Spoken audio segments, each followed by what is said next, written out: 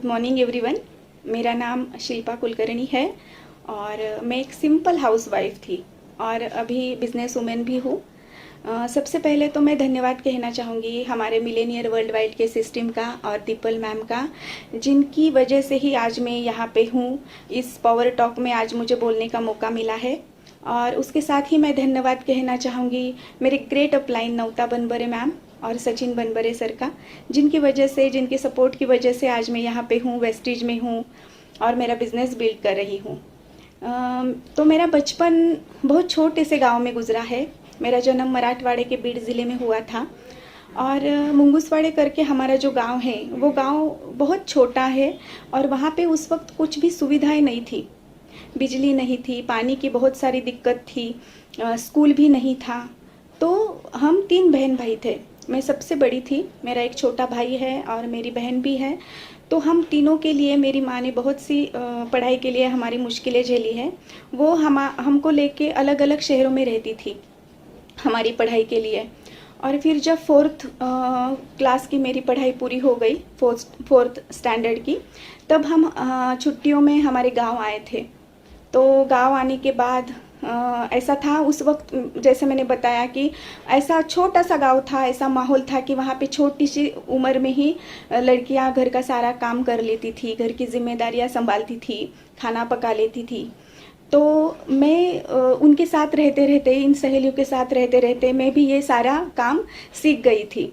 हमें तो कुछ भी कमी नहीं थी, छोटा सा गांव था, फिर भी हमारे पास वो सारी चीज़ें थी जो शहरों में होती है। पापा ने हमें कभी भी किसी भी चीज़ के लिए कमी नहीं रहने दी थी। जो चीज़ चाहिए थी, जो मांगते थे, वो सब मिल जाता था और पापा की बहुत मैं लाडली भी थी। फिर भी पापा गांव के लोगों में बहुत घुलते थे, मिलते थे, उनके घर जाते थे, उनके प्रॉब्लम्स को जानते थे, उनकी प्रॉब्लम्स को सॉल्व करने में उनकी मदद करते थे। तो हमेशा मैं उनके साथ रहती थी, तो मुझे भी ये सब बहुत अच्छा लगता था। और मैं भी वहाँ के जो लोग थे, वहाँ के लोगों के साथ बातें करती थी, उनके घर जाती थी, सहेलियों के घर जाती थी और वो माहौल में मैं भी बहुत अच्छे से ढल गई थी। बहुत छोटी सी उम्र में वहाँ लड़कियाँ सब जिम्मेदारी संभाल लेती है, खाना बनाना, वो घर की जिम्मेदारियाँ लेना, वो सब पानी लाना वगैरह। तो मैं भी उनके साथ ये सब कर लेती थी। वहाँ उस वक्त हम सब जो सहेलियाँ थी, तो हमें 1.5 किलोमीटर दूर जाके पानी के घड़े माथे पे लेके हम पानी लेके आते थे, क्योंकि वहाँ पे पानी नहीं था उस वक्त, बहुत समस्या थी पानी की। और फिर चूल्हे पे मैंने पहली बार खाना बनाना सीखा था और मेरी सहेली की दादी ने ही हमें वो खाना बनाना सीखा था। तो इतनी छोटी सी उम्र में ही मैं ये सारे काम कर लेती थी। हम नदी पे जाते थे, वो कपड़े धोना, वो नदी पे जाना, वो सब माहौल, वो मुझे बहुत अच्छा लगता था। लोगों से मिलना, उनके साथ रहना। मेरा रहन सहन अलग था, लेकिन फिर भी मैं उनके साथ ऐसा रहती थी कि उनमें और मुझ में कोई भी मुझे फ़र्क नहीं लगा था कभी भी, क्योंकि मेरा भी स्वभाव मेरे पापा के जैसा ही था। मुझे लोग बहुत पसंद थे और उनके साथ हमेशा रहना अच्छा लगता था। उनकी क्या क्या प्रॉब्लम्स है मुझे भी पता चलता था, तो मैं पापा के साथ जाती थी, पेशेंट देखने के लिए भी जाती थी। तो ऐसा करते करते मेरी 5वीं की कक्षा, जब मुझे 5th स्टैंडर्ड में जाना था, तो वहाँ पे हाई स्कूल खुला था हमारे पास के गांव में ही। एक गांव के पास एक गांव है, तो वो 5 किलोमीटर की दूरी पर था, भलगांव करके वहाँ पे एक गांव है। तो वहाँ पे ऐसा था, हाई स्कूल तो खुल गया था, लेकिन वहाँ पे 5 किलोमीटर पैदल चल के जाना पड़ता था और 5 किलोमीटर पैदल चल के आना पड़ता था। तो हम सब सहेलियाँ, रोज़ का ये हमारा रूटीन था। हम ये 5 किलोमीटर चल के जाते थे, 5 किलोमीटर चल के आते थे, लेकिन मैं इससे भी बहुत खुश थी। ऐसे ही मेरी 10th की पढ़ाई वहाँ पूरी हो गई गांव में। और फिर 11th कॉलेज के लिए, 11th स्टैंडर्ड के लिए जब मुझे एडमिशन लेना था, तो हम अहमदनगर आ गए और यहाँ पे कॉलेज में मैंने एडमिशन लिया था। और उस वक्त क्या था, पापा की तबीयत भी थोड़ी सी नाजुक रहती थी, थोड़ा तबीयत उनकी बिगड़ने लगी थी, उनको किडनी स्टोन का प्रॉब्लम था। तो यहाँ पे वो आते रहते थे नगर में दिखाने के लिए। और मैं जब यहाँ पे आई तो कुछ दिनों के बाद क्या हुआ, मेरी भाई और मेरी बहन भी यहाँ पे आ गए। तो उनकी भी जिम्मेदारियां मुझ पे आ गई थी। तो वही फिर सारा खाना बनाना, घर संभालना, वो सब देखना। मैंने टाइपिंग का क्लास भी उस वक्त लगाया था, वो भी मैं करती थी। और ऐसा चल रहा था तो एक दिन पापा आए थे नगर को, तो मैंने उनसे पूछा था, पापा क्या मैं पार्ट टाइम जॉब कर सकती हूँ?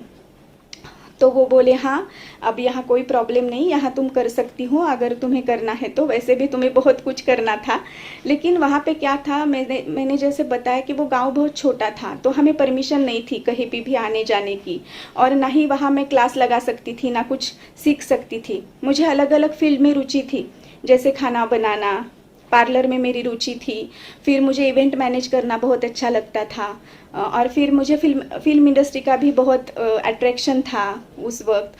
और फिर ये क्या था कि मैं जब भी गांव में कुछ शादियां वगैरह होती थी, तो मैं वो जो मेरी सहेलियां थी उनकी शादी के लिए वो साड़ी सिलेक्ट करना, उनका मेकअप करना, वो सब मैनेजमेंट करना, ये सब मैं कर लेती थी। तो इसमें भी मुझे बहुत रुचि थी। लेकिन वहाँ पे क्या था कि माहौल ऐसा नहीं था कि मैं कुछ सीखूं, कुछ कोर्स करूं, कुछ क्लास करूं, तो वो हो नहीं पाया था। तो यहाँ पे आने के बाद जब मुझे लगा कि मैं कुछ मुझे पार्ट टाइम करना है, मुझे भी कुछ अपने पैसों से मेरे पापा के लिए, मेरे मम्मी के लिए लेना है, या मेरी भाई बहन के लिए कुछ लेना है, तो मुझे ऐसा बहुत अच्छा लगता था, किसी के लिए गिफ्ट लेना, किसी को कुछ देना। तो फिर पापा ने हाँ कहा था, तो मुझे बहुत अच्छा लगा था। तो फिर मैंने वो पार्ट टाइम जॉब किया, 6 महीने मैंने वो जॉब किया। और फिर क्या हुआ सडनली कि मेरे पापा की तबीयत बहुत ख़राब हो गई थी, और मेरे पापा को पूना के हॉस्पिटल में एक हॉस्पिटल में एडमिट करना पड़ा था। तो उस वक्त मेरे एग्ज़ाम चल रही थी। तो क्या था कि उनके साथ मेरे अंकल गए थे। तो कुछ दिन होने के बाद अंकल को भी जॉब था, दोनों की जॉब थी, तो उनको भी यहाँ पे आना था। तो मेरी जब एग्ज़ाम ख़त्म हो गई तो मैं वहाँ पे चली गई पूना में, और पूना में मैं 1 महीना रुकी थी। तब मैं फर्स्ट ईयर में थी, मैं 1 महीना वहाँ पे रुकी थी। और वहाँ पे भी मेरे जो अंकल थे उनके घर में हम रहते थे, और वो खाना पकाना, खाना बनाना, वो सब रूटीन मेरा चालू था। वहाँ पे मेरे पापा के लिए टिफ़िन ले जाना, फिर पापा की सब ख्याल रखना पापा का, वो स्पंजिंग करना, उनकी शेविंग करना, उनका ध्यान रखना, उनके साथ बातें करना। तो ये मेरा रूटीन चलता रहता था। तो पापा बहुत खुश भी थे मैं आई थी तो, क्योंकि पापा का और मेरा बॉन्डिंग बहुत अच्छा था। हम दोनों जैसे फ्रेंड जैसे बातें करते थे। तो पापा बहुत जल्दी रिकवर हो गए। और फिर आते वक्त मेरे अंकल ने वहाँ पे ही एक बात छेड़ी थी कि पापा को बताया था कि शिल्पा के लिए रिश्ते बहुत आ रहे हैं, क्योंकि वो यहाँ पे थी 1 मंथ, तो सब ने देखा है, तो सब लोग बोलते हैं कि इसकी शादी करनी है क्या। तो वहाँ पे मैंने कह दिया था कि नहीं, मुझे शादी नहीं करनी है, अभी मुझे पढ़ाई करनी है। और फिर जब यहाँ पे आए हम पापा को लेके, पापा गांव चले गए, उनकी तबीयत ऐसे ही ख़राब ही रहती थी। और फिर मैं 2nd ईयर में जब चली गई तो मेरी शादी तय हो गई। मेरी सभी सहेलियों की शादी बहुत जल्दी हो गई थी, और फिर मेरी भी शादी तय होगी 2nd ईयर में। तो मुझे ऐसा लगा कि कोई बात नहीं, मैं शादी करने के बाद मैं सीख सकती हूँ, कोई कोर्स कर सकती हूँ, या फिर आगे की पढ़ाई भी कर सकती हूँ, ऐसा मैंने मन में ठान लिया। लेकिन पापा की तबीयत भी बहुत ज़्यादा ख़राब रहती थी, तो सब बोलते थे कि उनके सामने शादी हो जानी चाहिए, तो शादी कर दो। तो मैं तैयार हो गई, शादी हो गई। शादी होने के बाद यहाँ पे जब मैं आई तो यहाँ पे किसी भी चीज़ की कोई भी कमी नहीं थी। जो भी चाहिए था वो सब यहाँ पे था, जो मांगते थे वो सब मिल जाता था। कभी भी किसी चीज़ के लिए मुझे बाहर जाना नहीं पड़ता था। मैं सबसे छोटी थी घर में, फिर भी वो जो मेरा स्वभाव था हमेशा से जिम्मेदारियाँ उठाना और वो सब आगे बढ़ के करना, ये मुझे बहुत अच्छा लगता था। तो मैंने क्या किया, यहाँ पे आने के बाद छोटी होने के बावजूद भी मैंने सारे त्यौहार और तीज त्यौहार जो होते हैं उन सब की जिम्मेदारियाँ मैंने अपने ऊपर ली थी, और वो सब मैं इतनी अच्छे से मैनेज करती थी। तो सब लोग, सब रिलेटिव्स बहुत बहुत खुश थे, बहुत आशीर्वाद दे रहे थे कि ये इतने अच्छे से मैनेज करती है, ये ऐसा करती है। फिर क्या हुआ कि उसी ही साल मुझे मेरी बड़ी बेटी हो गई, और इन सब में मैं इतनी खो गई थी, तो मुझे याद ही नहीं आया था मेरे सपने के बारे में कि मुझे कुछ करना है। क्योंकि वो जो त्यौहार थे, हमारे छोटे छोटे त्यौहार होते हैं, मैं अगर हमारे घर में सत्यनारायण की पूजा भी होती थी तो भी मैं 200-250 लोगों को बुलाती थी। और वो सब लोग आते भी थे। इतने लोग मुझे पसंद थे, लोगों के साथ बातें करना, उनको बुलाना, उनके लिए कुछ करना, ये मुझे बहुत अच्छा लगता था। और फिर वो ये सब मुझे पसंद था। आज मुझे ये लग रहा है कि ये सब मुझे आज इस जो जब मैं इस बिज़नेस में आई हूँ, तो ये सारा मुझे इतना खुशी दे रहा है, और इतना मुझे ये लग रहा है कि मुझे जो चाहिए था, मुझे जो बिज़नेस चाहिए था, वो यही है।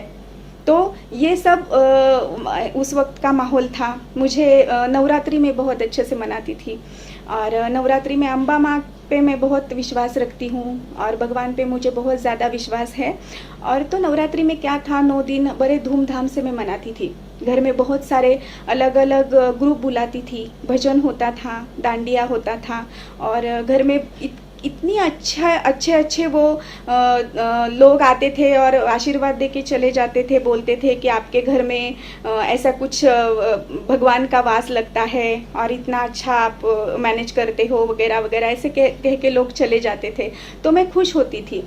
और उसी वक्त एक दिन मैंने ऐसे ही बोला था कि क्या मैं पार्लर कर सकती हूँ क्या, क्योंकि मैंने पहले ही बताया था कि मुझे उसमें बहुत रुचि थी। लेकिन उस वक्त भी ऐसा था कि मुझे अपोज किया गया, नहीं, बोला कि नहीं करना है अभी।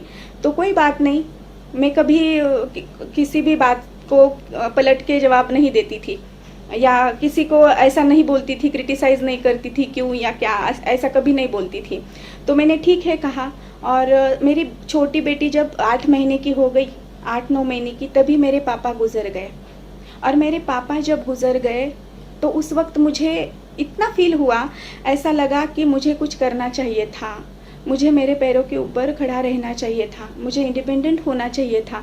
क्योंकि उस वक्त ऐसा लगा था कि मैं कुछ नहीं, मुझे बहुत कुछ करना था, मेरी माँ के लिए, मेरे भाई के लिए, मेरे बहन के लिए। वो छोटे छोटे थे, उनकी पढ़ाई चल रही थी, लेकिन फिर भी मैं उनके लिए कुछ कर नहीं पा रही थी।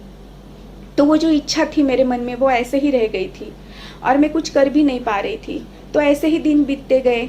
फिर मेरी बड़ी बेटी धीरे धीरे बड़ी होती गई, तो उसकी क्लासेस, ट्यूशन्स, उसकी हॉबीज़ किस में है, वो सब उसका क्लास वगैरह वो देखते देखते, उसके पीछे भागते भागते, घर की जिम्मेदारियाँ, ये सब देखते देखते फिर से मैं यहाँ पे खो गई, और फिर से मैं अपने सपनों के बारे में सोचना भूल गई। और फिर मेरी दूसरी बेटी हो गई। दूसरी बेटी होने के बाद फिर वही रूटीन था, फिर वही चल रहा था, सब घर की जिम्मेदारियाँ, उसका बचपन, उसका ख्याल रखना, उसके पीछे भागना। और तभी बड़ी बेटी के साथ साथ साथ में उसका भी हॉबी के तरफ मेरा ध्यान था, क्योंकि मेरे जो सपने अधूरे रह गए थे, मैं उसमें मेरे सपने देख रही थी। उसको मैंने क्लासिकल डांस क्लास भी लगाया था। तो वो ऐसा था कि वो जहाँ पे भी जाती थी, नेशनल इंटरनेशनल कंपटीशन में जाती थी, तो वहाँ पे फर्स्ट आती थी। जब ड्रेस की कंपटीशन होती थी, फैंसी ड्रेस की, तो उसमें भी वो फर्स्ट आती थी। तो ये सब मैं उसका मैनेज में ही कर लेती थी, उसका मेकअप, उसकी ड्रेपरी, और उसकी हेयर स्टाइल, ये सब मैं मैनेज कर लेती थी, क्योंकि मुझे उसमें बहुत रुचि थी, और सब लोग उसके बहुत प्रशंसा भी करते थे, और वो हमेशा फर्स्ट आती थी। तो ऐसा होते होते क्या हुआ, एक दिन वो 10th क्लास की उसकी क्लासेस चल रही थी, और उसी वक्त उसे एक फिल्म की ऑफ़र आई थी, मराठी फिल्म की। और उस वक्त क्या था, मैंने घर में एक छोटा सा फंक्शन अरेंज किया था, उसके लिए हॉल भी बुक किया था। लेकिन वो फंक्शन ऐसा था कि वहाँ उसकी ऑडिशन भी थी, मेरी बेटी के लिए ऑडिशन के लिए भी जाना था, वो फंक्शन की तैयारियाँ भी करनी थी। तो क्या हुआ कि मैंने घर में सबको मना लिया, कि बोला नहीं, मैं कर लूँगी, ये भी कर लूँगी, ये भी कर लूँगी, कैसे भी करके मैंने परमिशन ले ली थी उसके लिए। क्योंकि वो फिल्म बहुत अच्छी थी, वहाँ पे जो उसके साथ कलाकार थे वो बहुत बड़े बड़े थे और अच्छे थे, और उसको बहुत सारा सीखने को मिलने वाला था, और उसके लिए पहली ये अपॉर्चुनिटी थी, तो मैं मिस नहीं करना चाहती थी वो। तो उसको भी बहुत रुचि थी उसमें। तो हम ऑडिशन पे गए, ऑडिशन में जाने के बाद वो सिलेक्ट भी हो गई, और फिर 1-1.5 महीना उसकी ऐसे ही उसकी शूटिंग चल रही थी उसकी, और शूटिंग हो गई, सब हो गया। तो जब मैं यहाँ पे आई, तो यहाँ पे आने के बाद ऐसे ही हमारी एक पार्टी में मैं चली गई थी, किटी पार्टी थी हमारी। और उस वक्त मेरी सहेलियाँ आई हुई थी वहाँ। तो कुछ सहेली ऐसे बोली कि शिल्पा, आपकी साड़ियाँ बहुत अच्छी होती है, आपकी जो चॉइस है हमें बहुत अच्छी लगती है, तो इस दिवाली में क्यों ना आपके साथ हमारे लिए भी कुछ साड़ियाँ आप ला दो। तो हम दूसरे दुकान से नहीं लेंगे, आप ही के पास से साड़ियाँ लेंगे। तो मैंने कहा, सोचा कोई बात नहीं, मुझे मेरे लिए तो लाना ही था। तो फिर मैं साड़ियाँ लेके आई थी, कुछ ज्वेलरी भी लाई थी। और आप यकीन नहीं करोगे, 8 ही दिन में मेरी सारी साड़ियाँ वो सेल हो गई थी और सबको इतनी पसंद आ गई थी। रिप्लाई भी आ रहे थे सहेलियों के। फिर मैंने ऐसा करते करते थोड़ी थोड़ी साड़ियाँ लाने लगी, ड्रेस मटेरियल लाने लगी। बहुत अच्छा लगता था मुझे कि मेरे हाथ में मेरी कमाई थी खुद की। तो अच्छा लगता था, ऐसा लग रहा था मुझे कि मैं इसमें कुछ कर सकती हूँ। और फिर क्या था कि मैंने घर में बोला था कि वो जगह मुझे कम पड़ रही थी घर में, वो साड़ियाँ रखना, ज्वेलरी रखना, वो ड्रेसेस रखना। तो मुझे ऐसा था कि मुझे बुटीक करना था, मेरी इच्छा थी कि मुझे बुटीक चाहिए था और कुछ अलग हट के मुझे कुछ करना था। मेरी आदत थी कि किसी भी चीज़ में मुझे क्रिएटिविटी करना बहुत अच्छा लगता था, कुछ अलग करना अच्छा लगता था। तो मैंने सोचा था कि क्यों ना हम एक बुटीक करें और उसमें हर एक चीज़ हो जो लेडीज़ को चाहिए होती है। तो वो भी नहीं हो पाया और मैं उसके बारे में भी कुछ भी बात नहीं की कि मुझे चाहिए ही चाहिए, ऐसा कुछ मैंने नहीं बोला। फिर वही बात, वो ऐसे ही वो बिज़नेस भी मेरा रह गया। और फिर क्या था कि मुझे मेरी बड़ी बेटी के लिए उसका फिल्म थी, तो उसके फिल्म की प्रमोशन के लिए मुझे 2 महीने अलग अलग शहरों में उसके साथ जाना था। तो ऐसे में क्या था कि मेरी नौता के साथ हमेशा बात होती रहती थी प्रोडक्ट्स के लिए कि ये प्रोडक्ट्स चाहिए, क्योंकि मैं प्रोडक्ट्स यूज़ करती थी, स्किन फार्मूला 9 की यूज़ करती थी और सप्लीमेंट्स भी यूज़ करती थी। तो मैं जब पूना में थी, पूना के होटल में मैं जब रुकी थी गौरी के साथ, तो वहाँ पे मुझे स्पिरुलिना और एलोवेरा चाहिए था।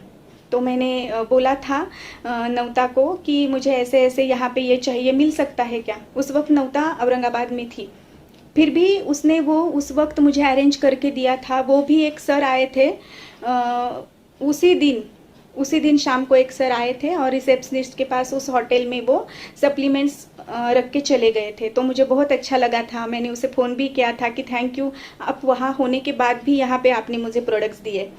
और ऐसा चल रहा था। तो वो सब प्रमोशन वगैरह ख़त्म होने के बाद में जब यहाँ आई, तो मैं एक्सरसाइज करते वक्त क्या हुआ था, मेरे नेक में कुछ प्रॉब्लम हो गया था।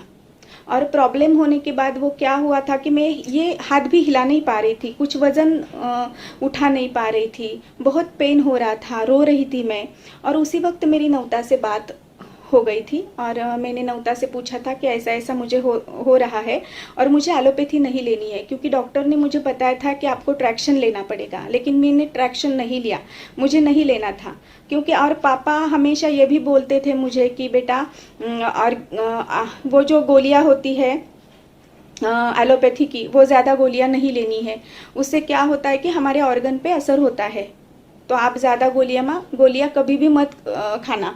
तो ये मेरे दिमाग में रह गया था।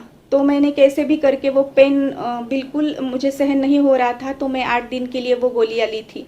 लेकिन फिर भी मुझे बहुत दिक्कत हो रही थी, बहुत पेन हो रहा था। तो नवता ने मुझे कहा था कि मैं सप्लीमेंट्स बोलती हूँ आपको, ये सप्लीमेंट्स आप ले लो और फिर मुझे बताना, 3 हफ्ते या महीने के बाद मुझे कॉल करना। तो मैंने वो सप्लीमेंट्स लेना शुरू किया। उस वक्त मैंने नोनी, कैल्शियम, ग्लूकोसामाइन ये रेगुलरली लेना शुरू किया। फ्लेक्स ऑयल भी मैं लेती थी और ये रेगुलरली लेने के बाद मुझे, आप यकीन नहीं करोगे, 15 दिनों में ही मुझे फ़र्क दिखाई देने लगा। मैं अपना हाथ हिलाने लगी, वज़न उठाने लगी, मेरा पेन कम हो गया और मुझे इतना रिलीफ लग रहा था, मुझे बहुत अच्छा लगा। और मैंने तुरंत नवता को फ़ोन किया और उसको बताया था कि मुझे बहुत अच्छा लग रहा है, मुझे पेन रिलीफ हो गया है और मुझे आपसे एक बात करनी थी। तो वो बोली, बोलो क्या बात करनी है आपको। तो मैंने कहा था उससे कि मुझे बिज़नेस के बारे में कुछ पूछना था। अगर आप हमारी एक यहाँ पे किटी पार्टी होती रहती है अगर आप आ सकते हो, आप अगर बिज़नेस के बारे में भी और प्रोडक्ट्स के बारे में अगर बताओगे तो मुझे भी पता चलेगा ये क्या है क्या नहीं है। तो वो बोली क्यों नहीं, मैं ज़रूर आऊँगी। और फिर मैंने जब किटी पार्टी थी 2-3 दिन के बाद हमारी, तो उसको बुला लिया और उसने प्लान दिखाया। बहुत अच्छे से हमारी मीटिंग हुई। मीटिंग से आने के बाद मैं जब उसकी गाड़ी में आ रही थी तो मैंने उससे पूछा, नवता क्या इसमें मैं काम कर सकती हूँ? क्योंकि मैंने उससे कहा था कि मैं तो सेकंड ईयर बीए तक ही पढ़ी हूँ और फिर मुझे हिंदी इतनी आती नहीं, इंग्लिश की भी मुझे आदत नहीं थी, तो मैं क्या कर सकती हूँ, इंग्लिश भी नहीं आता है मुझे, तो यहाँ पे मैं कैसे काम करूँगी? तो उन्होंने मुझे कहा था, नवता मैम ने उस वक्त कि कोई बात नहीं, यहाँ पे ऐसे भी लोग हैं जिनको बोलना नहीं आता है, जिनको दिखाई नहीं देता है, जो लोग अंधे हैं वो भी यहाँ पे काम करते हैं, और जिनके हाथ पैर नहीं है, जो पढ़े लिखे नहीं हैं, वो भी यहाँ पे काम करते हैं। तो उस वक्त मुझे ये सुनकर बहुत अच्छा लगा था और मुझे मेरे मन में ये आ गया कि अरे ये लोग कर सकते हैं तो मैं क्यों नहीं कर सकती। तो मैंने उसे तुरंत कहा था कि हाँ मुझे यहाँ पे काम करना है, क्योंकि उस वक्त ऐसा था कि मुझे ऐसा लग रहा था कि बस हो गया, अब मुझे कुछ तो करना है, मेरे पैरों के ऊपर मुझे खड़ा होना है, इंडिपेंडेंट होना है। तो मैंने उससे तुरंत हाँ बोल दिया था और मैंने उससे पूछा था कि आगे मुझे क्या करना होगा। तो उन्होंने मुझे कहा था कोई नहीं, ऐसे ही अगर जब आपके प्रोग्राम्स होते हैं, किटी पार्टीज़ होती है, तो उसमें तुम मुझे बुला लेना और मैं प्लान दिखाती जाऊंगी और उस वक्त आप देखना कि मैं कैसे प्लान दिखाती हूँ, और ऐसे ही आप सीखते जाना। यहाँ पे एक सिस्टम होता है, अगर आप इस सिस्टम को फॉलो करोगे तो आप सब सीख जाओगे। तो मैंने तुरंत हाँ बोल दिया और मैं उसको हाँ बुलाती थी मीटिंग्स के लिए, वो आती थी, ऐसे ही चलता रहता था, चल रहा था। 2 महीने होने के बाद उन्होंने मुझे कहा था, नवता मैम ने, कि शिल्पा तुम्हारी ऑलरेडी लेवल 70% पे आ गई है लगभग, क्योंकि मैं प्रोडक्ट यूज़र थी जैसे मैंने बताया था। तो प्रोडक्ट लेते लेते मेरी जो लेवल थी 17 के पास आ गई थी और मैं 2-2.5 महीने में ही मैं डायरेक्टर बन गई। डायरेक्टर बनने के बाद जब मैं, नवता ने मुझे पहली बार अवार्ड फंक्शन में ले गई थी मुंबई को, वहाँ पे जब मैंने देखा था 15-20 हज़ार लोग थे वहाँ पे, और star director, diamond director, crown director, UCD, DUCD ambassador, ये सब स्टेज पे उनको अवार्ड दिया जा रहा था। मैंने उनके अनुभव सुने, वहाँ पे कुछ हाउसवाइफ भी थी, उनके भी अनुभव सुने, तो मुझे बहुत अच्छा लगा था। और उसी वक्त मैंने तय कर लिया था कि हाँ मुझे करना है तो इसी बिज़नेस में मुझे अपना करियर अप करना है और मैं पूरे मेरा लगन के साथ ये बिज़नेस करूँगी। और फिर डायरेक्टर का अवार्ड अनाउंस हुआ और जब हमारे नाम लिए गए तो हम जब स्टेज पे जाने लगे तो बहुत सारी भीड़ थी डायरेक्टर के लिए। तो मैं स्टेज पे गई, अवार्ड लिया और नीचे आने के बाद मैंने नवता से कहा था, देखो नवता, अब मैं जब भी आऊँगी ना स्टेज पे तो कुछ लेवल लेके आऊँगी, अब ऐसे भीड़ में मुझे नहीं जाना है। और फिर नवता मुझे हंसकर बोली थी, हाँ मुझे पता है, इसलिए तो मैं आपको यहाँ लाई थी। और फिर मैं ऐसा करते करते क्या हुआ था कि जब मैं नगर में आई तो तुरंत ही मैंने प्लान दिखाना शुरू किया। 3 महीने के बाद तो आसपास के लोगों को मैंने प्लान दिखाया और फिर जब मैं एक दिन धीरे करते करते मैं प्लान दिखाती गई, टीम मेरी बढ़ती गई। तो एक दिन क्या हुआ, मैं जब प्लान दिखाने गई थी तो वहाँ पे ऐसे लोग थे, मैं उनकी परमिशन लेके गई थी कि मैं आ सकती हूँ क्या वगैरह। और वहाँ पे जाने के बाद वो जो लोग थे वहाँ पे आए हुए, उनके मेहमान भी थे कुछ, तो वहाँ पे ऐसे कुछ लोग थे कि जिनके साथ कभी मैं एज अ जज, as a celebrity, as a guest बन के गई थी। तो मैंने अपना काम किया, मैंने अपना प्लान दिखाया और मैंने वो फेशियल का डेमो, बॉडी पॉलिशिंग का डेमो, ये सब दिया और घर आ गई। घर आने के बाद बहुत अच्छा मीटिंग हुई, सब हुआ। घर आने के बाद मैं बहुत रोई और फिर मुझे ऐसा ख्याल आया कि मैं बचपन में तो इतने सारे लोगों के साथ में रहती थी, खेतों में जाती थी, वो सब काम करती थी, ये करती थी, तो अब मुझे क्यों रोना आ रहा है? कोई बात नहीं। तो मैंने क्या किया, नवता को फ़ोन किया कि मुझे ऐसा ऐसा बहुत बुरा लगा, आज ऐसा ऐसा मेरे साथ हुआ, मुझे ऐसा लगा। तो नवता ने तुरंत बोला, कोई बात नहीं, कोई भी बिज़नेस छोटा बड़ा नहीं होता, आप अपने गोल के लिए काम कर रहे हो, आपको इंडिपेंडेंट होना है, तो फिर आप इन सारे चीज़ों पे ध्यान मत देना।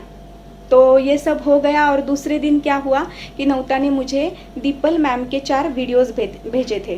तब तक दीपल मैम को मैं जानती नहीं थी और उनके वीडियोस जब भेजे तो मैं उनके वीडियो जब देखे मैंने दीपल मैम के, तो वो मैं बहुत मोटिवेट हो गई, बहुत इंस्पायर हो गई। और मैंने नवता से पूछा था ये मैम कौन है, तो नवता ने बताया था ये मेरे अपलाइन है और ये वेस्टिज के एम्बेसडर भी है, उनका इतना चेक है वगैरह वगैरह बोला था। तो मुझे बहुत ऐसा अच्छा लगा था और मैं उनसे मैंने बोला था कि हम कब मिल सकते हैं मैम को, मुझे बहुत अच्छी लगी है ये, मुझे बहुत इंस्पायर किया है इन्होंने। तो वो बोली जल्द ही हम मिलेंगे। और उसी वक्त बूट कैंप आ रहा था और बूट कैंप में जब मैं पहली बार गई, मेरी टीम के साथ गई थी मैं बूट कैंप के लिए, तो मैं बहुत एक्साइटेड थी क्योंकि दीपल मैम से मुझे मिलना था, मिल रही थी मैं दीपल मैम से और उनसे हमें कुछ सीखना था, उनको सुनना था। और जब मैं वहाँ पे गई तो उनको मैंने सुना, 2 घंटे 2-2.5 घंटे हो गए, हमें ऐसा लगा ही नहीं कि हमें कुछ भूख लगी है, प्यास लगी है, ऐसा कुछ भी नहीं। इतना हम मगन होके उनको सब सुन रहे थे, बहुत अच्छा लग रहा था। और अचानक से दीपल मैम ने मुझे उठाया और उठाने के बाद वो बोली आइए यहाँ पे आइए। तो मैं गई स्टेज पे और उन्होंने बोला आपको अपना नाम बताना है, आप वेस्टिज में कैसे आए, आपने ये बिज़नेस को क्यों चुना, आप पहले क्या करते थे। तो मैं बहुत डर गई थी कि पहली बार इतने बड़े लोग, इतने बड़े बड़े लीडर वहाँ पे थे और मुझे बोलना था। तो मैं धीरे से उनसे बोली की मॅम मी मराठीत बोलू शकते का। तर मॅम म्हणाल्या बिल्कुल नहीं, मुझे मराठी आती ही नहीं, समझ में ही नहीं आती मुझे, जैसे भी आती हो, टूटी फूटी जैसे भी आती हो आप बोल देना है, कोई नहीं, ये हमारी ही फैमिली है, कोई बात नहीं, जैसे आपको आती है वैसे हिंदी बोलना आप। तो फिर मैंने शुरू किया और जब मैं ये सब बताने लगी अपनी स्टोरी वहाँ पे, तो आप यकीन नहीं करोगे, मैं एक भी वर्ड वहाँ पे अटक नहीं गई थी, हिंदी बोलती थी तब भी अटकी नहीं थी, इतनी साफ मैंने हिंदी वहाँ पे बोली थी। और दीपल मैम ने बहुत सारी शाबाशी दी थी मुझे और उन्होंने कहा था देखो आपने प्रयास किया ना, आपने कोशिश की ना, आप जब किसी भी चीज़ के लिए कोशिश करते हो, पहली बार करते हो, तो कॉन्फिडेंस के साथ करना। और आप ये जो भी काम आप अगर कॉन्फिडेंस से करोगी तो आप सब कुछ कर सकती हो। तो मुझे बहुत अच्छा लगा था और उसी वक्त मैंने वो सब बूट कैम्प ख़त्म होने के बाद मैंने नवता से बोला था कि मुझे उनके साथ सेल्फी लेनी थी। तो नवता ने बोला था आपको सेल्फी लेनी है ना, तो आप उनसे बात करना। तो मुझे बहुत डर लग रहा था कि ये मुझसे बोलेंगी कि नहीं बोलेंगी, ये इतनी बड़ी एम्बेसडर है वेस्टिज की और इतना बड़ा चेक है इनका, अब कैसे मैं बोलूँ इनको कि मुझे सेल्फी चाहिए, क्या होगा, वो मुझे देगी या नहीं देगी। लेकिन जब मैं वहाँ पे गई उनसे बात की तो आप यकीन नहीं करोगे, मुझे भी यकीन नहीं हो रहा था, उन्होंने मुझे इतने प्यार से गले लगाया और मेरे साथ इतनी अच्छी सी फ़ोटो खिंचवाई। वो फ़ोटो आज भी मेरे पास है, नवता ने ही वो फ़ोटो खिंचवाई थी, मैं बहुत खुश थी। और उस वक्त मुझे कुछ धीरे धीरे ये नेटवर्किंग क्या होता है, ये बिज़नेस क्या होता है, ये एलओबी क्या होता है, तो ये कुछ समझ में आ रहा था। प्लान मुझे नीलेश सर ने जब वहाँ पे प्लान दिखाया तो वहाँ पे कुछ चीज़ें मुझे समझ में आने लगी थी। फिर हम यहाँ पे जब आ गए, यहाँ पे आने के बाद बूट कैंप होने के बाद ही 2-3 महीने में ही फिर से मैं डायमंड हो गई। मैं जब बूट कैंप में गई थी तो मैं स्टार थी और वहाँ से आने के बाद मैं डायमंड बन गई। और 2-3 महीने में डायमंड होने के बाद हमारे यहाँ पूना में एक फंक्शन था, अवार्ड फंक्शन, और उस फंक्शन को मैं जब गई थी तो वहाँ पे 15-20 हज़ार लोगों के सामने मेरा वो अवार्ड फंक्शन हुआ था, मुझे अवार्ड मिला था। तो मैं बहुत खुश थी, मुझे बहुत अच्छा लग रहा था। और वहाँ से आने के बाद फिर हमने फिर से दूसरा बूट कैंप भी किया था एक, और उस वक्त बीच में एक बूट कैंप हुआ था हमारा। और वो बूट कैंप करने के बाद इतना अच्छा नॉलेज लेकर हम वहाँ से आए थे। मैं और मेरी टीम को चेक कैसे आते हैं, वो एलओबी कैसे आता है, प्लान कैसा है, वेस्टिज क्या है, ये सब हमें समझ में आया था और इतना उसका हमें फ़ायदा हुआ था उस बूट कैंप का। तो सब मेरी जो टीम के लोग थे उनके चेक्स भी बढ़ रहे थे, उनकी टीम बढ़ रही थी, हमारी टीम बढ़ रही थी। और ऐसा मुझे लग रहा था कि चलो आज अब मेरा बिज़नेस अब अच्छे से बिल्ड हो रहा है। लेकिन उसी वक्त क्या हुआ कि मेरी बेटी के लिए मुझे बम्बई जाना पड़ा। मेरी बड़ी बेटी की सीरियल उस वक्त उसे मिली थी मराठी सीरियल, तो उसके वो मुंबई में रहती थी, तो मेरा आना जाना रहता था बम्बई में। कुछ दिन वहाँ पे रहती थी, कुछ दिन यहाँ रहती थी। तो बीच में मैं जब वहाँ पे मुंबई में गई, उसकी 200 एपिसोड उसके सीरियल के कंप्लीट हो गए थे, तो पार्टी थी, तो मैं गई थी। और वो सब होने के बाद जब मैं यहाँ आई तो फिर लॉकडाउन पड़ गया था 21 मार्च को। और फिर मुझे ऐसा लगा था कि अब क्या होगा। अभी तो मैंने शुरू किया था, इतना अच्छा सब चल रहा था, और फिर लॉकडाउन हो गया, तो अब क्या करेंगे, अब बिज़नेस कैसा होगा। लेकिन उसी वक्त दीपल मैम ने हमें एक जूम की लिंक भेजी थी। और जूम की लिंक भेजने के बाद वो जूम ऐप कैसे डाउनलोड करना है, और उसमें कैसे हम ऑनलाइन काम कर सकते हैं, कैसे ऑनलाइन मीटिंग ले सकते हैं, होम मीटिंग कैसे कर सकते हैं उससे, ये सब हमको दीपल मैम ने सिखाया था। और आज भी मुझे याद है वो जो गेम लिया था उस वक्त पहली बार दीपल मैम ने, वो भी हमारे ब्रेन के लिए हमें याददाश्त हमारी कैसी होनी चाहिए उसके लिए वो गेम लिया था। तो ये सब नॉलेज धीरे धीरे धीरे हमें मैम ने दिया, और हम वो जूम ऐप पे काम हमने शुरू किया, मीटिंग लेना शुरू किया। और फिर क्या हुआ कि थोड़ी ही दिनों के बाद दीपल मैम ने हमें एक फेसबुक ट्रेनिंग हमारा लिया था।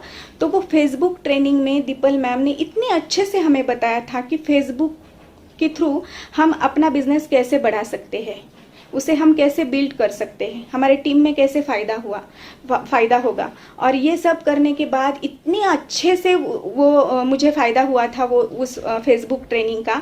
और उसके तुरंत बाद ही दीपल मैम ने डिजिटल बूट कैम्प करके हमारे लिए लाया था।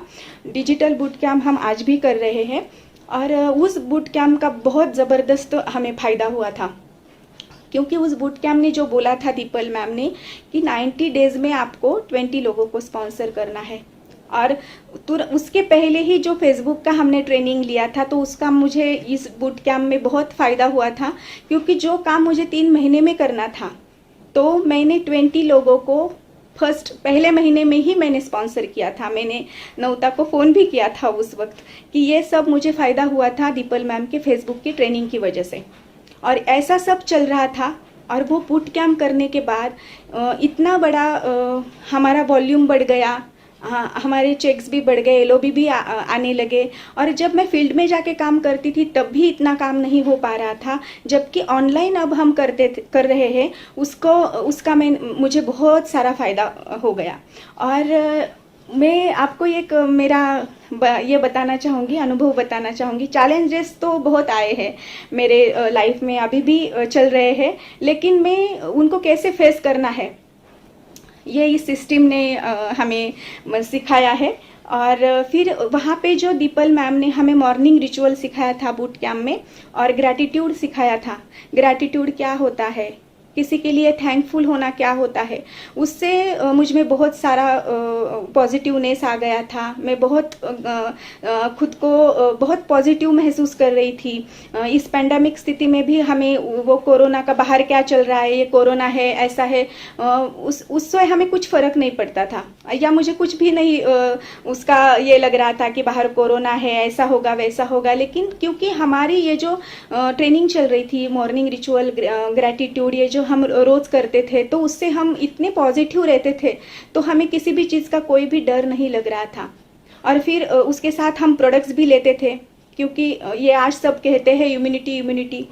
ये इम्यूनिटी आज लोगों को ज़्यादा वो पता चल रही है, लेकिन ये हमारे कंपनी के जो सप्लीमेंट्स है ये 16 साल से कंपनी ने लाए हुए हैं, और मैं तो 8 साल से यूज़र थी, तो मुझे पता था इसकी ताकत क्या है, और मैं रिजल्ट्स भी ले चुकी थी।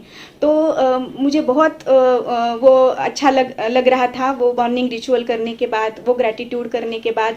और फिर जब हमारा ये 2-3 महीने में मैं आपको मेरा अनुभव बताऊंगी। पहली बार वो जो गौरी गणपति आए थे, तो उस वक्त मेरी माँ यहाँ पे थी, लॉकडाउन की वजह से मेरी माँ मेरे ही साथ है। तो उसको बहुत सालों से इच्छा थी कि हमारे यहाँ जो गौरिया थी ना, वो प्लास्टर ऑफ पेरिस की थी, तो उसे पीतल की चाहिए थी मूर्तियाँ। और मुझे बहुत आपको कहते हुए बहुत अच्छा लग रहा है कि मैंने पहली बार अपनी कमाई से मेरी माँ को वो गिफ्ट दिया था। और मुझे बहुत बहुत अच्छा लग रहा था कि मैं खुद से अपने पैसों से उनके लिए कुछ खरीद रही हूँ, उनको कुछ दे रही हूँ।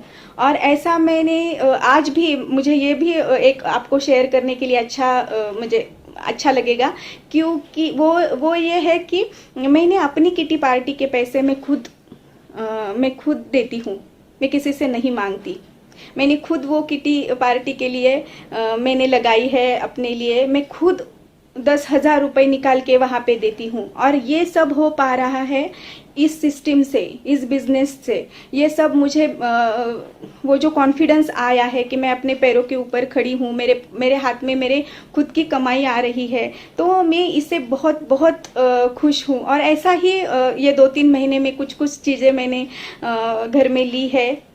तो मुझे बहुत अच्छा लग रहा है कि मैं अब मेरे पैसों से किसी के लिए गिफ्ट ले रही हूँ, किसी को कुछ दे रही हूँ।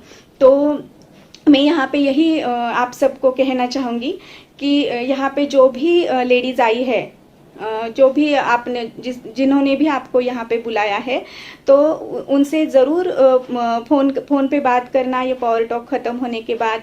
और उनसे ज़रूर पूछना कि ये सिस्टम के बारे में पूछना, यहाँ पे कैसे ज्वाइन होते हैं उसके बारे में पूछना, बिज़नेस के बारे में पूछना। और आप सबका स्वागत है हमारे इस सिस्टम में। और साथ ही मैं कहूँगी हर एक लेडीज़ को कि हर एक लेडीज़ को अपने सपनों के लिए अपने पैरों के ऊपर खड़ा रहना बहुत ज़रूरी है। और ये सिस्टम ऐसे ही लेडीज़ के लिए बना है। ऐसा कुछ नहीं है कि आपकी पढ़ाई नहीं हुई है, आपको आपकी उम्र क्या है, ये कुछ यहाँ पे मायने नहीं रखता है। तो ये सिस्टम सबके लिए है। तो आप सब भी मेरी तरह ये सारे सपने आपके भी पूरे आप कर सकते हो, यहाँ पे आ सकते हो, हमारे साथ काम कर सकते हो। और साथ ही मैं बहुत सारा धन्यवाद देना चाहूँगी पूरे वेस्टीज परिवार को, वेस्टीज सिस्टम को, बाली सर को, कन्वर सर को, कन्वर बीर सर को और दीपक सर को, कि इनकी वजह से आज हमें ये वेस्टीज में काम करने का मौका मिला है। साथ ही मैं बहुत धन्यवाद देना चाहूँगी वेस्टीज के पूरे प्रोडक्ट्स को।